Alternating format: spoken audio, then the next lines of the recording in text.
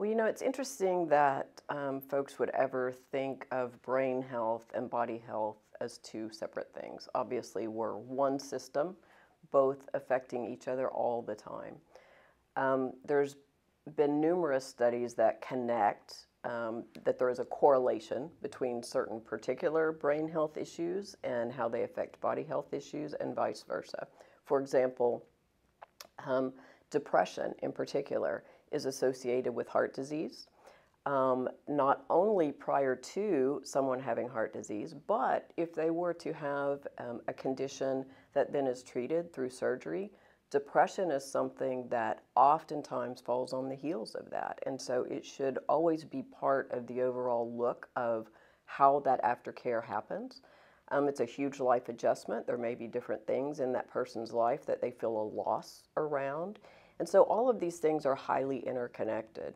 We have stresses that happen on a daily basis, in particular with the stressful careers that many people have, with the challenges in their home and family dynamics, people at school. And then if you think of someone with a really high stress career, such as a first responder, or I would say working even in a mental health field, you're going to have that physical reaction over and over and over.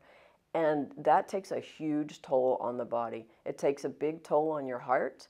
You are increasing your heart rate over and over and over, and that's not what the body is designed to do. So say you have a stressful job, you have this increased rate, this fight or flight syndrome that's happening, which then when you go to lay down at night and you need to get some sleep, which would help your body and your mind recover, you're keyed up and your sleep starts to suffer. And when your sleep starts to suffer, your body cannot recover from these things the way that we hope that it would to heal that process. It can also affect your eating. You may eat much less under lots of stressful times, or you may be the type of person that becomes a stress eater.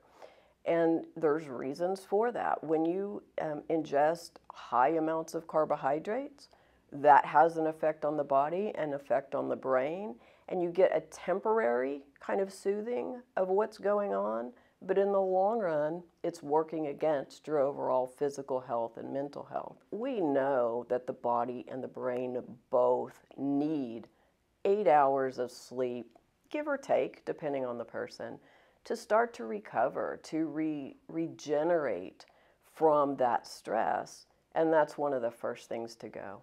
Either sleeping too much or not sleeping enough. And so there's this huge interplay between stress and the physical body and your brain health, and they all get wrapped up in a cycle.